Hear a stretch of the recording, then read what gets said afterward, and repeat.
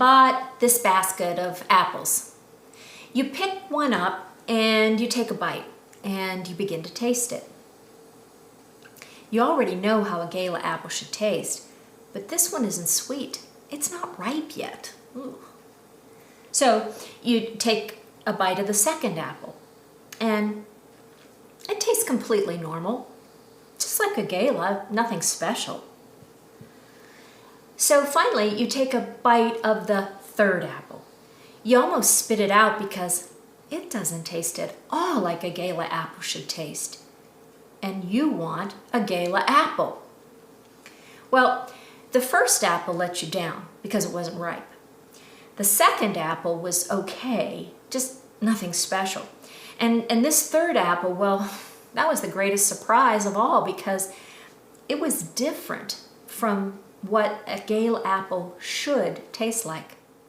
Now, the apple is either not good enough, just okay, or not what you expected it to be.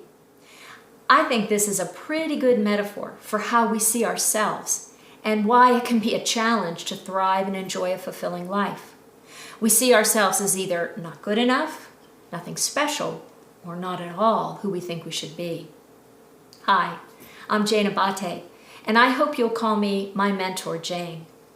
I'm on the journey for a good life, and in this video, I will equip you to change the way you see yourself so that you can enjoy a good life too. This video is part of a series where I share the mindset, skills, and habits on the path to reframe your life. So how many times have you felt disappointed in yourself, or other people told you you should be disappointed in yourself? Remember the negative feedback you got on your last presentation at work? What about that great guy you met online who said he would call, but you never heard from him again? You'll never forget when your sister cried, then stopped talking to you because you wouldn't lend her any more money. When we're disappointed, or other people are disappointed in us, self-doubt can creep in. We begin to see ourselves as flawed, or maybe worse, just average, no one special. So what does this have to do with the apples? The first apple you tasted wasn't ripe. So instead of letting the feedback from your boss shake your confidence, what if you take the perspective that there's nothing wrong with you, you simply have room to develop, and the feedback will help you grow as a leader. Now, remember the second apple? That's the one that was exactly what a gala apple was supposed to taste like. What if instead of assuming that there must be something wrong with you because that cute guy never called, you don't deserve somebody like that. What if you relax and allow yourself to feel relieved that you're not wasting your time on someone who wouldn't like you? Now, for this last apple, that's the one that didn't taste anything like you expected. Truth is, your sister has always called you selfish all your life, and after years of her manipulation, you believe it. How could it be a good thing to surprise yourself and act differently by not giving in? Would you recognize and appreciate yourself for changing, for making a mature, responsible decision? So here's the point. Accurate self-perception is necessary if you're going to have a good life. In simple terms, self-perception is the idea that you have about the kind of person you are and what you're capable of. If you're foggy, inaccurate, or judgmental about your strengths or weaknesses, you don't know what areas you need to work on, or how to leverage your assets. If you live with the perspective about how it should be, or how it has to be, or how I should be in order for life to be good enough for you, you'll almost always be disappointed. Instead, reframe your life and see your weaknesses in the context of growth and your strengths in the context of opportunity. I promise you'll get along better in life. So, now what? Think about which apple best describes your self-perception.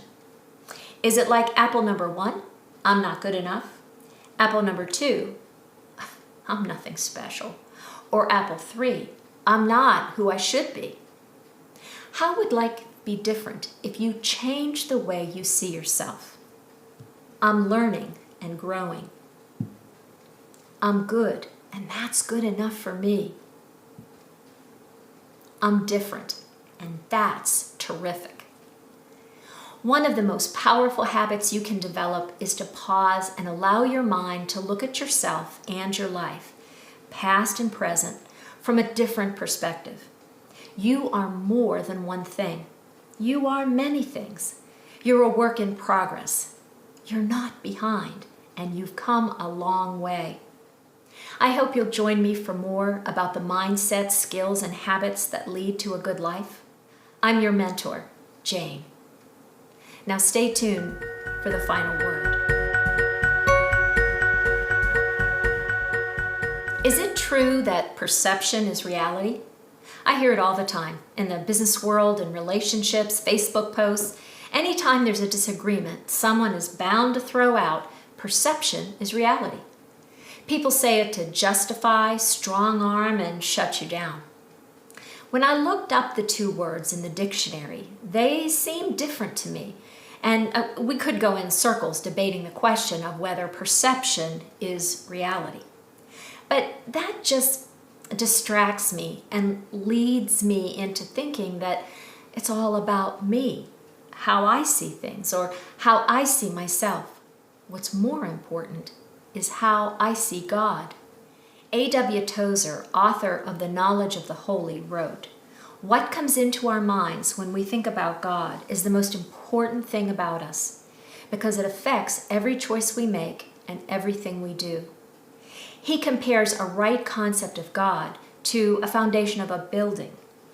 Where it is inadequate or out of plumb, he wrote, the whole structure must sooner or later collapse. When I tried to do life on my own in my strength, based on what I wanted, who I wanted to be, I, wow. Sure, I have had many good moments, but eventually I wore out and my life collapsed. Since that time, I've been pursuing a true view of God, but not on my own. I've been asking in prayer for God to help me see Him, His character, and His desires for my life. I read about Him in the Bible and meet with other women to help align my attitudes, motives, and actions, and even my words with who God really is. The only reality I'm interested in right now, and the only reality that leads to a good life, is seeing God for who He really is. And that's the final word.